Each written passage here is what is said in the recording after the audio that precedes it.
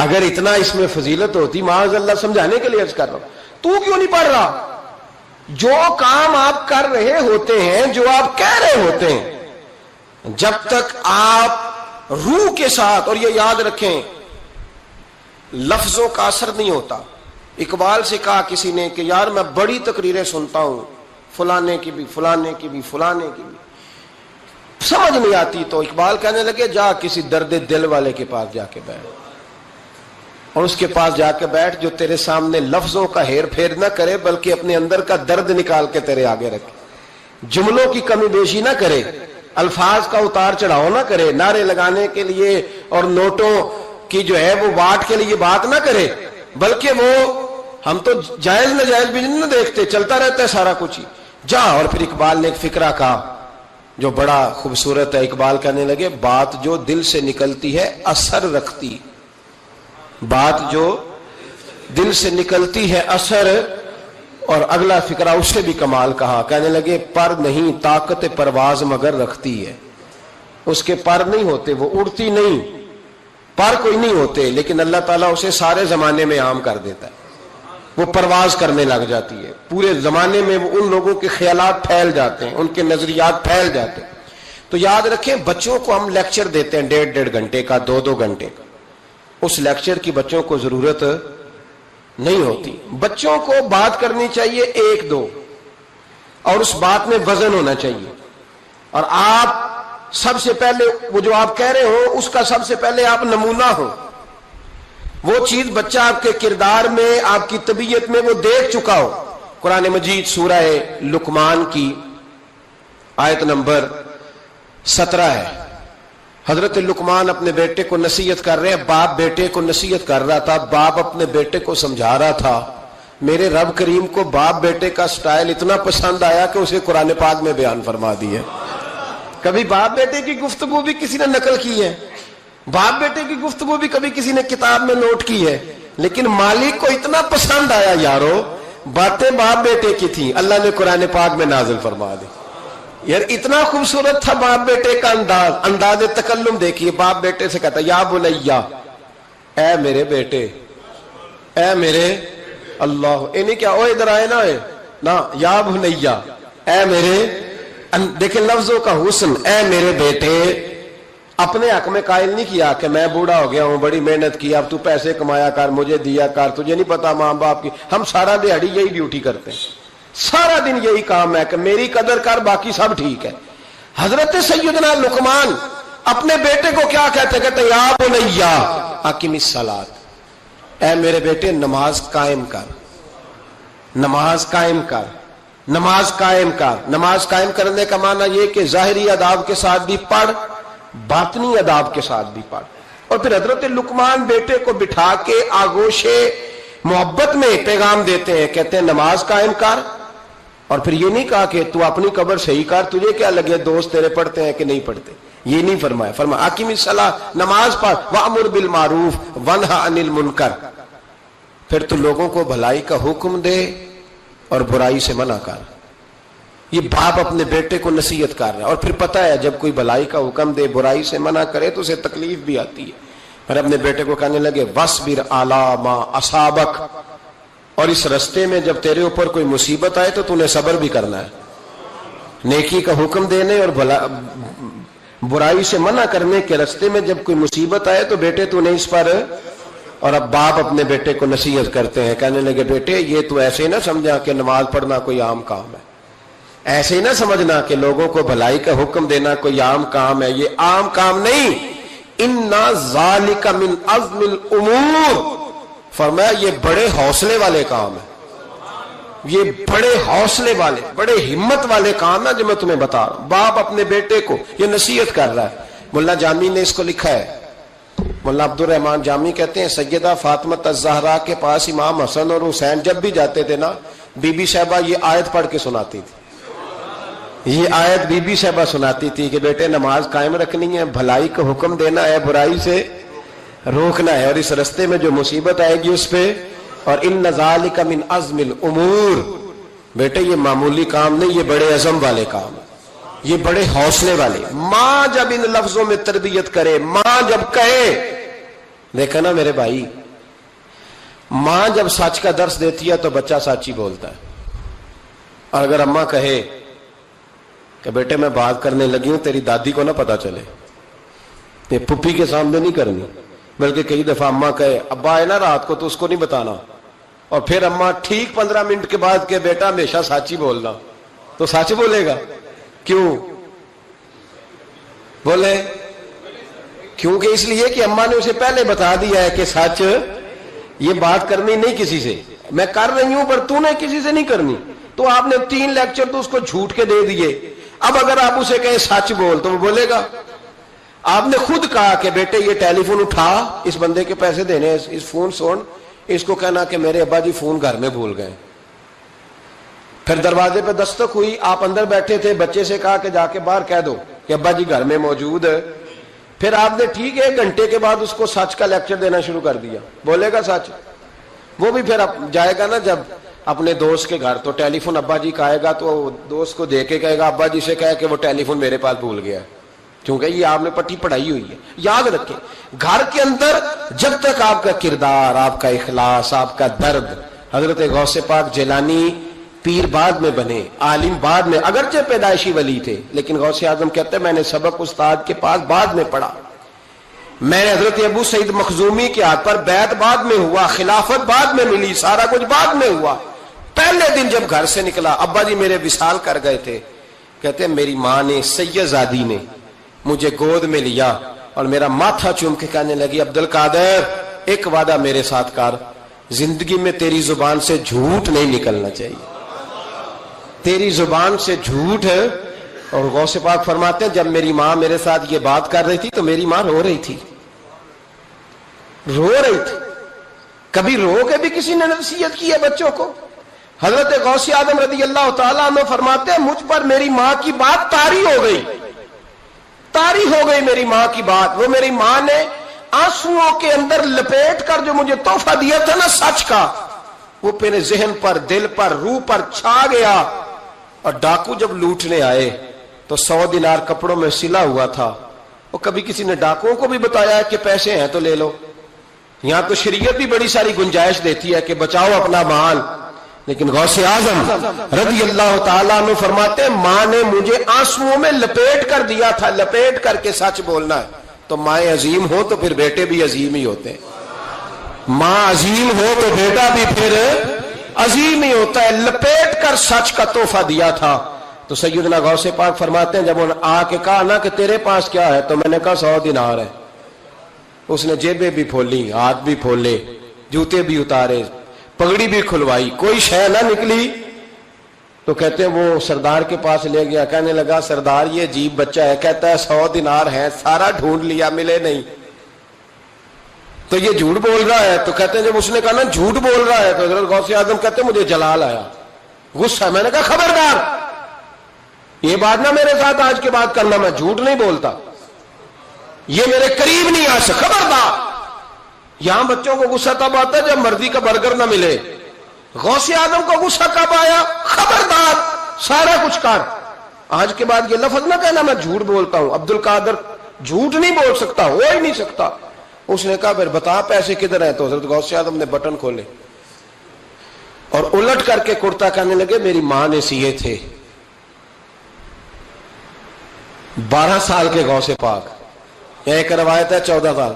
یہ ہم لوگ اس کو کہانی سمجھتے ہیں، کہانی نہیں بھائی. یہ واقعہ اگر تیرے میرے سامنے ہو تو اللہ کی عزت کی قسم کھاتا ہوں میں اور آپ بھی توبہ کر دیں، کیونکہ وہ واقعہ نہیں ہو رہا تھا، وہ کیفیات تھی، وہ طاری تھا سارا کچھ اس وقت. غوث اعظم رضی اللہ تعالیٰ عنہ کا یہ پیسے 14 سال یا 12 سال عمر مبارک ہے. ڈاکو اس کا سردار کہتا ہے مجھے 22 سال ڈاکے مارتے ہو گئے تھے، اور 14 سال کا بچہ عشق لگا سی کھیڈا کھیڈ دی. 14 سال کا بچہ غوث اعظم نے پلٹ کے دکھا یہ پیسے. تو وہ ڈاکوؤں کا سردار کہتا ہے کہ پتہ نہیں مجھے کیا ہوا کہ بچے کے جذبات کس طرح کے ہیں، افکار کس طرح کے ہیں، خیالات کس طرح کے. کہتا کہ کہاں جا رہے ہو؟ کہا میں علم سیکھنے بغداد جا رہا ہوں. تو کہا بیٹا دنیا پیسے چھپاتی ہے، تو نے بتایا کیوں؟ تو حضرت غوث اعظم نے پیسے اتار کے پھینکے، کہنے لگے پیسے تو رکھ، میں اس لیے بتا رہا ہوں کہ ماں سے وعدہ کر کے آیا ہوں کہ سچ بولوں گا. لے پیسے تجھے دے رہا ہوں. ڈاکوؤں کا سردار کہتا ہے بچے کی اتنی عمر نہیں جتنے مجھے پاپ کرتے سال گزر گئے، پر اس بچے کا ماں سے کیا ہوا وعدہ مجھے بدل گیا. میں دوڑ کے پیچھے گیا، میں نے کہا عبد القادر مجھے بھی یار بغداد ہی لے چل. کہا وہاں کیا کرنا ہے؟ کہا جس استاد کے پاس تو آگے بیٹھ کے پڑھے گا میں اس کے پیچھے بیٹھ جایا کروں گا، چلو بڑھاپے میں بھی کو رٹا لگا کے قرآن و سنت سیکھ جاؤں گا. تو کہتے ہیں تجھے کیا ہوا؟ کہنے لگے عبد القادر تو ماں سے کیا ہوا وعدہ نہیں توڑتا، میں رب سے کیے ہوئے وعدے توڑ رہا ہوں. توبہ میری. ڈاکوؤں سے کہنے لگے جاؤ کوئی سردار اور بنا لو. مجھے تو ماں بیٹے کا رشتہ جیت گیا ہے، یہ ماں بیٹے کا رشتہ مجھے جیت کے لے گیا، میں جیت گیا ماں بیٹے کے رشتے میں، یہ مجھے فتح کر گئے، تم کوئی اور سردار بنا لو. تو 22-23 ڈاکو تھے، پیچھے آ کے بیٹھ کہنے لگے سردار اگر گناہ اکٹھے کیے ہیں تو نیکیوں میں اکیلا تو نہ چھوڑ. او بھائی ماں بیٹے کا رشتہ اور ماں بیٹے کی تربیت، تو 14 سال کا بچہ توبہ کرا جاتا ہے. پر مصیبت یہ ہے کہ ہم وہ مائیں تیار کرنے میں کامیاب نہیں ہو سکے، لیکن ہم نے سدا ناکام نہیں رہنا، مائیں تیار کرنی ہے. مائیں تیار، یہ والا مطالبہ نا بیوی سے کرتے ہیں کہ میری بیوی فٹافٹ صحیح ہو جائے، بیٹی سے کریں یہ مطالبہ، بہن پر کریں یہ محنت. یہ والی میرے حضرت خنسا رضی اللہ تعالی عنہا، جناب خنسا حضور کی ایک صحابیہ ہیں، انہوں نے بعد میں کلمہ پڑھا. دور جاہلیت میں ان کا ایک بھائی قتل ہو گیا تھا. انہوں نے اپنے بھائی کے جانے پر، قتل ہونے پر ایک مرثیہ کہا تھا. وہ مرثیہ اتنا مشہور تھا کہ جہاں بھی پڑھا جاتا لوگ اپنا کوئی جانے والا یاد کر کے رونے لگ جائے. ہمارے ہاں تو اب نعت خانوں نے رواج بنایا نا، جس کے گھر میں کوئی فوتگی ہوتی ہے اسے اور زیادہ رلاتے ہیں. میاں صاحب تو شعر لکھ گئے تھے، کوئی یہ تو نہیں انہوں نے کہا تھا کہ سارے کلاتے ہی پڑے آجے. انہوں نے تو شعر لکھا تھا نا، باپ مرے تے سر ننگا ہوندا تے پائی مرن تے کنڈ خالی تے ماما بعد محمد بخشا کون کرے رکھوالی. اب اس کو پتا ہے اس پہ روئیں گے بھی زیادہ، نوٹ بھی زیادہ دیں گے، تو ہر جگہ جا کے نا بات یہی چھیڑ دیتا ہے. اب وہ بیچارے بچے پہلے سے زیادہ روتے ہیں، تڑپتے ہیں. حالانکہ حکم یہ تھا کہ جب کسی جاؤ نا فوتگی پہ تو ان کو رلانا نہیں بلکہ ان کو حوصلہ دینا ہے. نعت خانوں کی بات ہوئی ہے تو آپ نے بڑا غور سے دیکھا ہے میری طرف، میں اور آپ بھی ایسے ہی کرتے ہیں. وہ جائیں گے نا تو پوچھیں گے یہ بچہ اس کا، یہ جو فوت ہو اس کا یہ بچہ، او ہو بیچارہ دیکھو نا چھوٹا سا تھا، ماں چلی گئی. بڑا مشکل ہے یتیموں کے لیے. تو یتیم چارہ نفسیاتی مریض بن جاتا ہے. وہ کہتا ہے بالکل چاچا صحیح کہہ رہا ہے، یتیموں کے بڑے برے حال ہوتے ہیں. اس طرح کر کے ہم نفسیات کمزور کرتے ہیں بچوں کی. حالانکہ بتانا چاہیے بیٹے فکر نہ کر، میرے نبی پاک بھی تو یتیم ہی پیدا ہوئے تھے نا، تو سارے یتیموں پر حضور کا سایہ ہے. بجائے حوصلے دینے کے ہم اور کمزور کرتے ہیں، اور زیادہ کمزور کرتے ہیں، اور زیادہ لوگوں کو تکلیف دیتے ہیں. تو قصیدہ جناب خنسا رضی اللہ تعالیٰ عنہ کا بڑا مشہور تھا، عربی قصیدہ لکھا تھا انہوں نے. کسی کے ہاں بھی کوئی انتقال کر جاتا تو ان کا وہ عربی قصیدہ پڑھا جاتا، اور جب وہ قصیدہ پڑھا جاتا تو لوگ دھاڑے مار مار کے روتے، دھاڑے مار مار کے. حالانکہ رونا رلانا اتنا اہم کام نہیں جتنا کسی کے دل کو تسلی دے دینا اہم کام ہے. اتنا کسی کی اشک شوئی، اشک آنسو نکالنا تو جرم ہے، آنسو پوچھنا ثواب ہے. یہاں لوگ رلانے کی ڈیوٹی کرتے ہیں، آنسو پوچھنے کی ڈیوٹی نہیں کرتے. حضرت جناب سیدنا خنسا رضی اللہ تعالی عنہ، آپ کا وہ قصیدہ پڑھا جاتا لوگ دھاڑے مار مار کے روتے. یہ وہی خنسا تھیں کہ جنگ احد سے کچھ مہینے پہلے کلمہ پڑھ کے مسلمان ہو گئی. یہ وہ بی بی مشہور شاعرہ جن کا قصیدہ رونے رلانے کے لیے پڑھا جاتا ہے. ان کے 4 بیٹے جوان تھے. احد کے لیے جب رسول رحمت صلی اللہ علیہ وسلم نے اعلان کیا نا، فوجی آئے، مائیں بہنیں بچے تیار کریں بھیجیں، تو ان کی سہیلیاں کہنے لگی کلمہ تو پڑھ گئی ہے، تیرے بچے بھی پڑھ گئے ہیں، پر تیرا سب کو پتا تیرے بچے کوئی نہیں جائیں گے.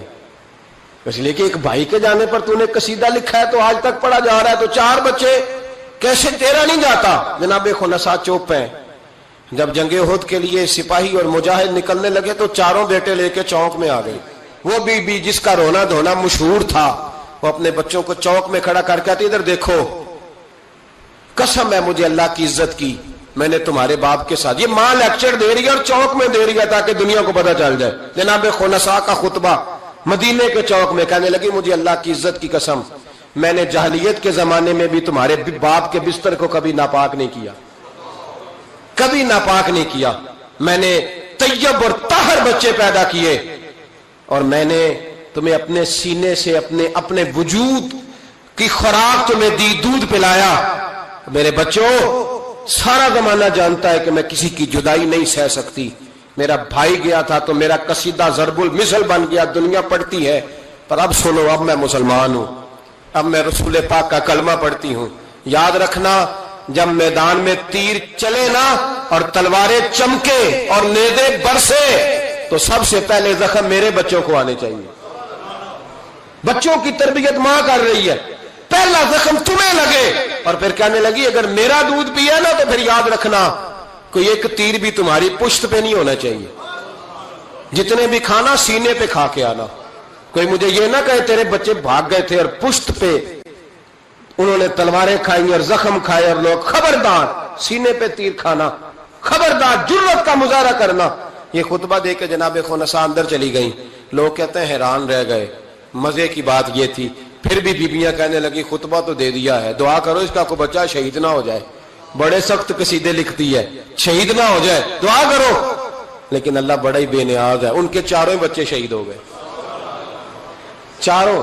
18 زخم تھے بچوں کے پر، تھے سارے سینے پہ، 18 گھاؤ تھے تلواروں کے پر، سارے سینے پہ۔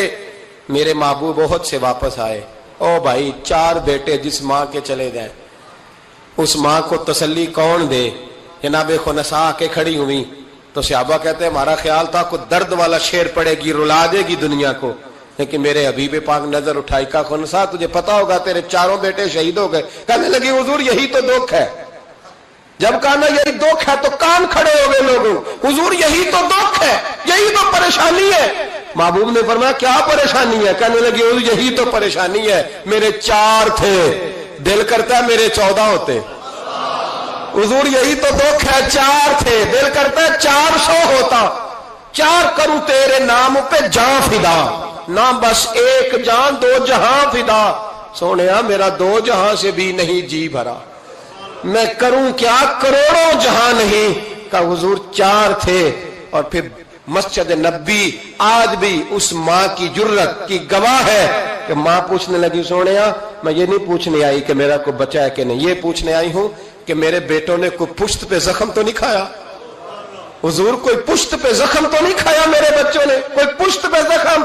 تو رسول پاک نے فرمایا خنساء تیری جرت کو اللہ قبول فرمائے، تیرے بچوں نے جتنے بھی زخم کھائے ہیں سینوں پہ کھائے۔ میں نے کہا مائیں عظیم ہوں تو بچے بھی عظیم ہوتے ہیں، اور اگر ماں کسی کے سائے کا اندھیرا دیکھ کے ڈر جائے تو بچوں میں جرت کیسے آئے گی؟ بچے کربلا کے میدان میں کیسے جائیں گے؟ بچے کس طرح میدانوں میں کئی دفعہ کہہ چکا ہوں، لیکن پھر آج میرا دل کرتا ہے پھر بات کروں۔ حضرت عبداللہ بن زبیر، حضرت ابو بکر صدیق کے نواسے، نبی پاک صلی اللہ علیہ وسلم کی پھپھی کے پوتے جناب زبیر بن عوام، اشرم بشرہ صحابی، ان کے بیٹے حضرت اسماء جناب صدیق اکبر کی بڑی بیٹی کے بیٹے جناب عبداللہ بن زبیر، امام حسین کے بعد نکل آئے میدان میں نکلے جناب عبداللہ بن زبیر۔ حجاج بن یوسف مقابلے میں بھیجا گیا، اللہ کی قدرت کے اگرچہ پہلے جب لڑائیاں ہوئی تو یہ کامیاب ہوئے، ہر میدان میں بڑے بہادر تھے، مکے اور مدینے کے لوگوں نے ان کے ہاتھ پر بیعت بھی کر لی، انہیں خلیفہ بھی مان لیا، لیکن حجاج بن یوسف جب آیا تو وہ تگڑی فوج لے کے آیا، کچھ ان کے ساتھی شہید ہو گئے، کچھ پسپا ہو گئے۔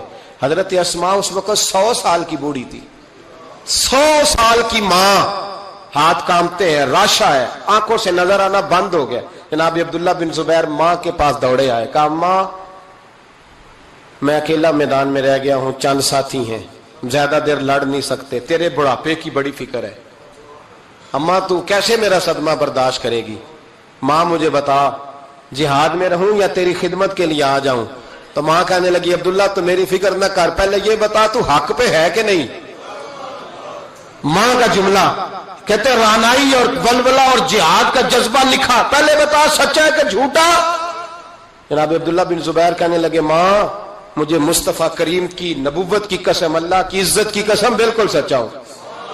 تو کہا بیٹے پھر میدان میں رہنا، چھوڑ کے نہ آنا، کوئی مجھے تانا نہ دے کہ میں بزدل کی ماں ہوں، دیکھ مجھے تانے سے بچانا، کوئی یہ نہ کہ بزدل کی ماں، میدان میں رہنا، میدان میں تو حضرت عبداللہ بن زبیر کہنے لگی اماں یہ بڑا ظالم آدمی ہے جو میرے مقابلے میں آیا ہے، سنا ہے قتل کرنے کے بعد ناک کاٹ ڈالتا ہے، آنکھیں نکال ڈالتا ہے، وجود کی بوٹیاں کر دیتا ہے۔ 100 سال کی ماں، 100 سال کی ماں لاٹھی کا سہارا لے کے کھڑی ہوگی اور زمین پہ لاٹھی مار کے کہنے لگی عبداللہ چل میدان میں۔ بیٹے بکرے کو صرف ذبح ہوتے وقت تکلیف ہوتی ہے، کھال اترتے وقت تکلیف نہیں ہوتی، پھر اس کی بوٹیاں کی جائیں تو اسے تکلیف۔ چل بیٹا میدان میں رہنا اور دیکھنا میں تجھے سلوٹ کروں گی۔ حضرت عبداللہ بن زبیر میدان میں گئے، شہید کیے گئے۔ مکہ المکرمہ کے چوک میں جنت المعلا جہاں آج قبرستان ہے اس کے چوک میں آپ کی لاش کو لٹکایا گیا۔ میں پہلے بھی بات کر چکا ہوں، آج عنوان آ گیا تو اشارہ کرنا ہے۔ ایک دن حضرت اسماء گزری، 14 دن ہو گئے لٹکے ہوئے، تو ایک شخص ان کے کان میں کہنے لگا اماں ابھی تک تیرا بچہ لٹکا ہے، حجاج نے دفن نہیں ہونے دیا۔ تو جناب اسماء نے پیچھے آواز دی اور اس زور سے بول کے کہنے لگی لٹکا رہنے دو، یہ بچپن سے ہی گھوڑ سواری کا بڑا شوقین ہے، بچپن سے ہی گھوڑوں پہ رہتا تھا۔ شاہ سوار گھوڑوں پہ رہتے ہیں، شاہ سوار زمین پہ نہیں ہوتے، گھوڑوں پہ ہوتے۔ لٹکا بچپن سے ہی بڑا گھوڑ سوار تھا، بڑا شوقین تھا، کوئی حرج نہیں۔ 14 دن لٹکے رہے لیکن لاش سے بدبو نہیں آئی، دور دور تک خوشبوئیں پھیلی ہوئی تھی۔ لوگوں نے کہا اسماء تیرے بیٹے کے وجود سے خوشبو بڑی آتی ہے۔ کہنے لگے جب پیدا ہوا تھا نا پہلے دن اس کے نانا ابو بکر صدیق اٹھا کے مصطفیٰ کی بارگاہ میں لے گئے تھے، نبی پاک نے کھجور چبا کے گٹی دی تھی میرے بیٹے کو۔ کہنے لگی اس کے وجود سے بدبو آ سکتی ہے جس کو پہلی خوراک محمد عربی کا لعاب دہن دیا گیا ہو، اس کے وجود سے بدبو ہے، لعاب دہن شامل ہے، اس کی تو نسلوں سے بھی خوشبو آتی رہے گی۔ تو مائیں جب عظیم ہوتی تھی تو بیٹے بھی۔ حضرت وہب ابن منبع کے پاس مزدور آ گئے، مزدور، ہم سارے بڑے پریشان، اور جب جا کے اماں کو دکھ سناتے اماں تھوڑی اور رو پڑتی ہے، حالات اور خراب ہو جاتے، زیادہ خراب ہو جاتے۔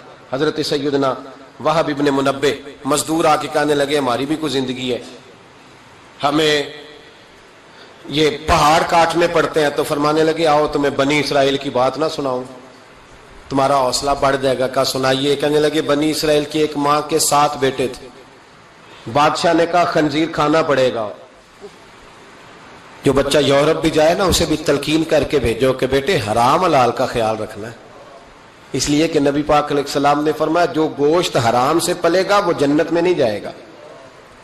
تو کسی کا دل کرتا ہے اس کا بیٹا جہنم میں جائے؟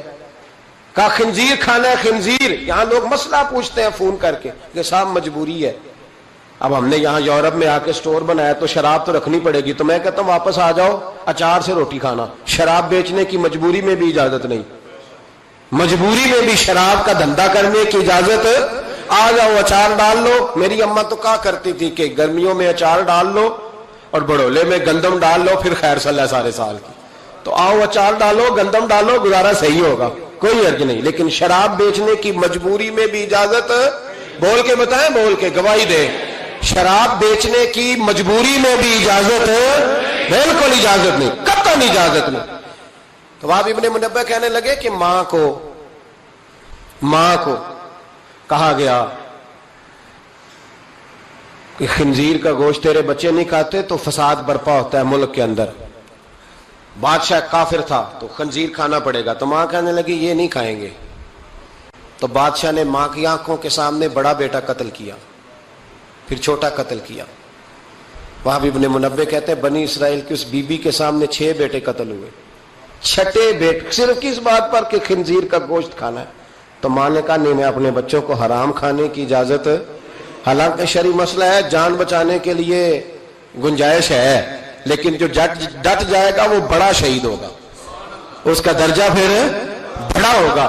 7ویں بیٹے کی باری آئی تو ماں کی آنکھوں میں آنسو ٹپکے، 6 بیٹے قتل ہوئے تو اماں روئی بھی نہیں۔ وہب ابن منبع کہتے بادشاہ کہنے لگا کہ اب نرم ہو گئی ہے، 6 بیٹے اکٹھے قتل ہو گئے، کہنے لگا اس کو سائڈ پہ جا کے سمجھا لے، ہے بھی چھوٹا، اگر یہ کھا لے گا گوشت خنزیر کا معاذ اللہ تو میں چھوڑ دوں گا، کم از کم تیرے بڑھاپے کا ایک سہارا تو رہ جائے گا۔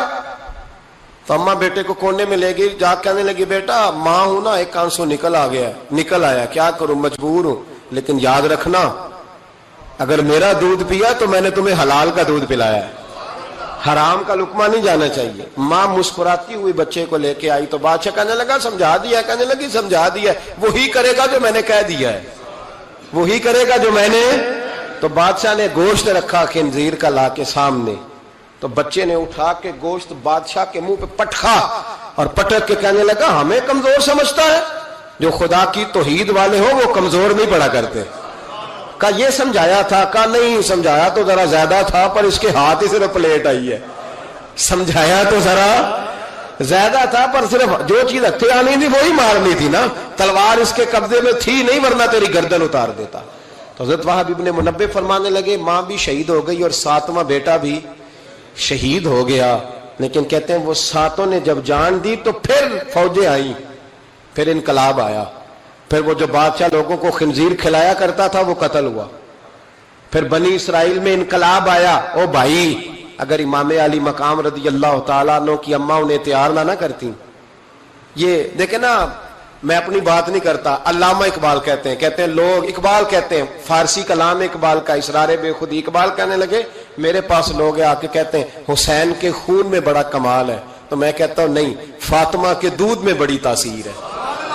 کہتے ہیں لوگ مجھ سے آ کے کہنے لگے کہ حسین کا حوصلہ بڑا ہے, تو میں نے کہا نہیں, فاطمہ رضی اللہ تعالیٰ عنہ کی تربیت ہی بڑی شاندار ہے, بڑی شاندار تربیت ہے.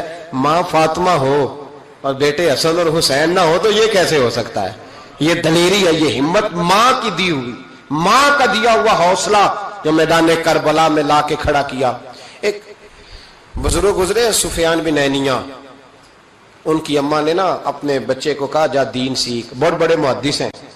کہتے میں غریب تھا, میری ماں نے جب استاد کے پاس بھیجا تو کہنے لگے بیٹے اپنے استاد سے نا سبق بعد میں پڑھنا, استاد کی نوکری پہلے کرنا اور دیکھنا خدمت کرنا. ہمارے استاد تھے, بزرگ تھے, سید مراتب علی شاہ صاحب, تو حضرت محدث اعظم پاکستان مولانا سردار احمد صاحب رحمۃ اللہ علیہ کے وہ شاگرد تھے. اب تو ہر بچے کو شکایت ہے نا استاد کام بڑا کراتے ہیں. جی مجھے کل بھی انہوں نے بھیجا تھا, 2 فوٹو کاپیاں کرا کے لے آؤں, اسکول سے گیا تھا میں, موٹر سائیکل پہ گیا, 2 فوٹو کاپیاں پوری کرائی ہیں مجھ سے, حالانکہ پیسے بھی انہوں نے دیے تھے, پھر بھی بڑا کام کراتے ہیں, استاد کے پاس نہیں پڑھنا. سید مراتب شاہ صاحب فرماتے ہیں کہ میں چھٹی آیا, چھٹیاں ہوتی تھی شعبان میں, تو میرے والد سید غلام حسین شاہ صاحب رحمۃ اللہ تعالیٰ علیہ کہنے لگے مراتب علی آ گئے ہو؟ میں نے کہا حضور مدرسے میں چھٹیاں ہو گئی. تو کہنے لگے تیرے استاد کو بھی چھٹیاں ہو گئی ہیں؟ کہا نہیں حضور وہ تو گھر ہی ہیں. تو کہنے لگے سارے شاگرد آ گئے؟ کہا ہاں. کہنے لگے بیٹے تو واپس جا کے ان کی خدمت کر, ان کی ڈیوٹی کر, اس لیے کہ تو ان کی ڈیوٹی کرے گا نا تو جو دعا تجھے وہ ملے گی نا, وہ دعا تیرے علم کو تیرے حق میں نفع بخش کر دے گی. حضرت سفیان بن عینیہ والدہ کہنے لگی بیٹا دین پڑھنا؟ کہا ہاں. تو کہتے ہیں اماں نے خود پگڑی باندھی میرے سر پہ, علماء والا لباس پہنایا. کہنے لگی پہلے استاد سے اخلاق آداب سیکھنا, پھر علم سیکھنا. اور میری ماں کہنے لگی بیٹا ایک لفظ بیچ کر بھی دین کا دنیا نہ کمانا. تو میں نے کہا اماں میں کھاؤں گا کیسے؟ تو کہتے ہیں میری اماں نے نا چرخے کے اوپر چادر دی ہوئی تھی, وہ چادر اتار دی. کہنے لگی بیٹا جب تک میری ہمت ہے میں چرخہ چلاتی رہوں گی, تیرے خرچے پورے ہوتے رہیں گے. تو کہتے ہیں ساری زندگی حضرت سفیان بن عینیہ کہتے ہیں ماں نے چرخہ کاتا اور میں نے رسول اللہ کا دین پڑھا اور دین پڑھایا. کچھ چیزیں ایسی ہوتی ہیں جو کہتی ہیں کہ آج چھٹی نہیں کرنی, آج دور تک چلنا ہے. کچھ مضمون بھی جمعے کے ایسے ہوتے ہیں جو کہتے ہیں مجھے ختم نہیں کرنا, باتیں ذرا لمبی چلنی چاہیے. میں آپ کا لحاظ کرتا ہوں, میرے سجن بڑے سیانے, میرے سامنے گھڑی لگائی ہے انہوں نے, سمجھدار لوگ اس طرح کے کام کرتے ہیں نا جی. ایک دن میں نے یہ بھی دیکھا کہ اس گھڑی میں اور اس گھڑی میں تھوڑا فرق ہے, وہ 2-3 منٹ آگے ہے. کبھی کبھی یہ پیار کے ساتھ نا معاملات ہوتے رہتے ہیں, لیکن الحمدللہ یہ واحد مسجد ہے جس میں کوئی بندہ گھڑی نہیں دکھاتا. میرے خیال میں شاید یہ اور بھی ہوں گی, کوئی بندہ یہاں گھڑی نہیں دکھاتا الحمدللہ. بلکہ مجھ سے شکوہ ہی ہوتا ہے لوگوں کا کہ آپ جلدی چھٹی کر دیتے ہیں, تھوڑا زیادہ چلنا چاہیے. لیکن کچھ مضمون ایسے ہوتے ہیں میرا دل کرتا ہے لمبے چلیں, آپ یقین کریں میرا دل کرتا ہے. ایسے لگ رہا ہوتا ہے جیسے میں اپنی بات کر رہا ہوں, ایسے لگ رہا ہوتا ہے جیسے یہ ایسی کہانی ہے جو دل کرتا ہے دور تک چلے, لیکن میں نہیں لمبا لے کے جاؤں گا. میں چیزوں کو سمجھتا ہوں, وقت میں رہوں گا. چھلک چھلک کے میرے سامنے روایتیں آ رہی ہیں, واقعات آ رہے ہیں, چیزیں آ رہی ہیں. ایک درویش کی بات کر کے سمیٹنے کی طرف حضرت ابراہیم بن یزید نخعی رحمت اللہ تعالی علیہ, حجاج بن یوسف نے جب بڑے ظلم کیے نا تو ایک شخص اٹھا، حضرت ابراہیم بن یزید نخعی رحمت اللہ، جنہوں نے حجاج کے خلاف فتویٰ دیا کہ ظالم ہے، اور پھر تقریریں کی کہ ظالم ہے۔ لوگ سمجھتے ہیں کہ علماء کی تقریروں سے کیا ہوتا ہے، علماء کی تقریروں سے انقلاب آ جاتا ہے۔ آپ یقین کریں، علماء کا قلم تلوار سے زیادہ کام کر دکھاتا ہے۔ فتویٰ بھی دیا، تقریریں بھی کی، اس قدر زیادہ ان کے فتوے کی نقلیں تیار کر کے بانٹی گئی کہ حجاج پریشان ہو گیا۔ سپاہیوں کہنے لگا گرفتار کر کے لاؤ ابراہیم بن یزید نخعی، جہاں ملے گرفتار کرو۔ سپاہی گرفتار کرنے گئے۔ علماء اور مشائخ سے جو لوگ پیار کرتے ہیں نا، وہ روح کی گہرائیوں سے پیار کرتے ہیں، جانے دیتے ہیں اپنے بزرگوں کے ناموں پر۔ لوگ ان کو اٹھا کے لے گئے، کہا بابا جی ہم حفاظت کریں گے، دور ان کو کہیں چھپا دیا۔ فتویٰ ان کا دھڑا دھڑ چل رہا ہے، اور بھی کوئی بات وہ کرتا تو آپ فتویٰ دیتے، وہ چھپ جاتا، وہ چھپ کے اپنی ڈیوٹی کر رہے ہیں، اور ایک کونے میں بیٹھے ہیں مورچے میں، پھر بھی ان کا جو نظام ہے وہ پورا عروج پہ ہے، حجاج کی کرسی کانپ رہی ہے۔ حجاج نے ایک دن بلایا، کہنے لگا جو سپاہی ان کو گرفتار کرے گا نا، ایک سپاہی کو 1,500 دینار دوں گا، اس کو مکان دوں گا، جائیدادیں دوں گا، 1,500 ماہانہ اس کو تنخواہ ملے گی ساری زندگی، گرفتار کرو۔ اب وہ سپاہی گلیوں میں گھومنے لگے، کسی طریقے بابا پکڑا جائے، لیکن نہ پکڑے گئے۔ ایک دن ایک بزرگ تھے، ان کا نام بھی ابراہیم بن یزید تھا، لیکن وہ ابراہیم بن یزید نخعی تھے، یہ ابراہیم بن یزید تیمی تھے، یہ علاقہ تیم کے رہنے والے، عمر بھی تقریباً ایک جیسی تھی، محلہ بھی ایک تھا۔ تو وہ دروازے پہ نماز پڑھ کے باہر نکلے تو انہیں پتا ہے کہ لوگ ابراہیم بن یزید، پتا ہے انہیں۔ کہا تمہارا نام کیا ہے؟ کہنے لگے ابراہیم۔ والد کا نام کا یزید۔ ابراہیم بن یزید کہا اٹھاؤ بھائی، خوشی کی انتہا نہ رہی، پکڑا لے گئے، رستے میں بھی مارا، تھانے لے جا کے، جیل لے جا کے بھی مارا، اتنا مارا کہ بزرگوں کا رنگ بدل گیا، منہ اور ناک سے خون آنے لگا۔ جا کے حجاج کو کہا تیرا مجرم ابراہیم بن یزید پکڑا گیا۔ حجاج نے بڑے انعامات دیے، تنخواہیں ہمیشہ کے لیے لگ گئیں، پلاٹ نام ہو گئے۔ انہوں نے بتایا نہیں کہ میں تیمی ہوں، نخعی نہیں۔ مار کھاتے رہے، جیل میں رہے۔ اب فوجیں چپ کر کے بیٹھ گئیں، ان کا جو فتویٰ تھا وہ زیادہ پھیلنے لگ گیا، کیونکہ اب ان کی تلاش ختم ہو گئی، خطرہ ختم ہو گیا، کام وہ زیادہ کرنے لگ گئے۔ یہاں یہ گرفتار ہو گئے، حالات بڑے کٹھن ہوئے۔ کچھ علاقوں میں کچھ جیلیں سخت ہوتی ہیں۔ حجاج بن یوسف نے دماس نام کی جیل بنائی ہوئی، اس جیل میں جناب ابراہیم بن یزید تیمی کو ڈال دیا۔ آپ کی عمر 60 سال تھی، ماں کی عمر 90 سال تھی۔ ماں بیٹا ڈھونڈنے لگی، ڈھونڈتے ڈھونڈتے ڈھونڈتے ڈھونڈتے کسی نے بتایا کہ وہ ابراہیم نخعی کے دھوکے میں تیرے بیٹے کو لے گئے۔ ماں جیل پہنچی، بیٹا ماں سے جب ملا تو بیٹا قدموں میں گرا، چہرہ دیکھ کے ماں کا کلیجہ پھٹ آیا، اتنے زخم میرے بیٹے کے وجود پر۔ کہا بیٹا، انہیں بتایا کیوں نہیں کہ تو تیمی ہے، نخعی نہیں، بتایا کیوں نہیں؟ تو جناب ابراہیم تیمی نے ماں کے منہ پہ ہاتھ رکھا، اماں چپ کر جا، میں ایک جاہل آدمی ہوں، میرے وجود سے امت کا فائدہ کوئی نہیں، وہ رسول اللہ کے دین کا چمکتا ہوا چراغ ہے۔ اماں ان کی وجہ سے کتنے سینے روشن ہیں، کتنے دلوں میں ایمان کی تازگی ہے، کتنی آنکھوں میں رسول اللہ کی محبت کا نور ہے۔ اماں ابراہیم بن یزید نخعی کی وجہ سے ظالم کانپ رہے ہیں، ڈر رہے ہیں، اور مظلوم اٹھتے ہیں کہ ہمارا بھی کوئی ہے نام لینے والا۔ اماں نہ، میری وجہ سے اگر وہ بچ سکتے ہیں تو میں کئی جانے دینے کو تیار ہوں، مہربانی کر اماں، تو نے نہیں کہنا، تو نے کسی کو بتانا نہیں۔ ماں کہنے لگی بیٹا تو نبی پاک کے دین کے غلام پر جان دینے لگا؟ کہا ہاں۔ اماں کہنے لگی پھر میں کسی کو بتاؤں گی نہیں، بلکہ میں تیرے حوصلے کی دعا مانگوں گی۔ اور ماں کہنے لگی بیٹا اگر قیامت کے دن اللہ نے مجھ سے پوچھا نا کہ تیرے بیٹے نے تیرے حق ادا کیے کہ نہیں کیے، تو میں کہوں گی مالک میں اپنے بیٹے سے بڑی راضی ہوں، اور اللہ میرے بیٹے کو بغیر حساب کتاب جنت دے، میں تیرے لیے دعائیں مانگوں۔ ماں تسلی دے کے بیٹے کو گھر آ گئی۔ حضرت ابراہیم تیمی کو اتنا مارا کہ 3 دن کے بعد جیل میں شہید ہو گئے۔ جب وہ شہید ہوئے، حجاج بن یوسف رات کو خواب دیکھتا ہے کہ آج تیری سلطنت میں کوئی جنتی فوت ہو گیا، جنتی فوت ہو گیا، جنتی انتے۔ حجاج نے پورے ملک میں پتہ کرایا تو کہا ایک ہی بندہ فوت ہوا ہے جو جیل میں تھا۔ تو حجاج آئے وہاں، جس وقت حجاج وہاں پہنچا نا، سرانے آ کے میت کے کھڑا ہوا، اسی وقت ایک تازہ فتویٰ آیا، کیونکہ حضرت ابراہیم نخعی کو نہیں خبر تھی کہ میری جگہ پہ وہ بندہ شہید ہو. تازہ فتویٰ آیا کہ سنا ہے آج صبح ایک اور بندہ اس کے تشدد سے قتل ہو گیا, مسلمانوں پہ ضروری ہے اس ظالم کے خلاف اٹھیں. جب فتویٰ پڑھا تو نیچے دستخط تھے. ابراہیم بن یزید نخعی کہنے لگا ظالم ہو, یہ تو خواب میں دیکھے جنتی فوت ہو گیا, تو یہ اگر ابراہیم نخعی نہیں تو یہ فتویٰ کس کا آیا ہے؟ تو لوگوں نے کہا حضور پہلے بھی ہمیں کسی نے بتایا تھا یہ تیمی ہے نخعی نہیں. یہ بولے نہیں, ان کے نام پہ جان دے گئے. کہنے لگا پھر پکڑو ابراہیم نخعی کو. تو حضرت سعید بن جبیر پیچھے کھڑے تھے, کندھے پہ ہاتھ رکھ کہنے لگے حجاج بس کر بس کر, اب ان کے پیچھے فوجیں نہ دوڑانا. جن کے نام پر جان دینے والے جنتی ہیں اس بزرگ کی اپنی شان کتنی ہوگی, اس کے حصے پہ جو جان دے گیا جب اس کے لیے تجھے جنتی کی خواب آئی ہے. حضرت ابراہیم بن یزید نخعی ان کے بعد ایک عرصے تک زندہ رہے.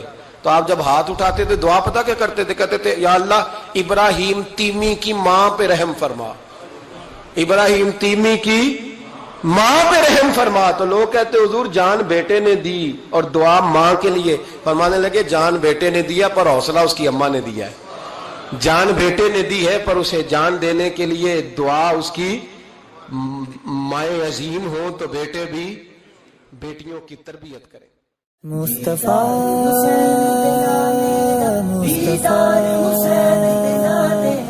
مصطفیٰ مصطفیٰ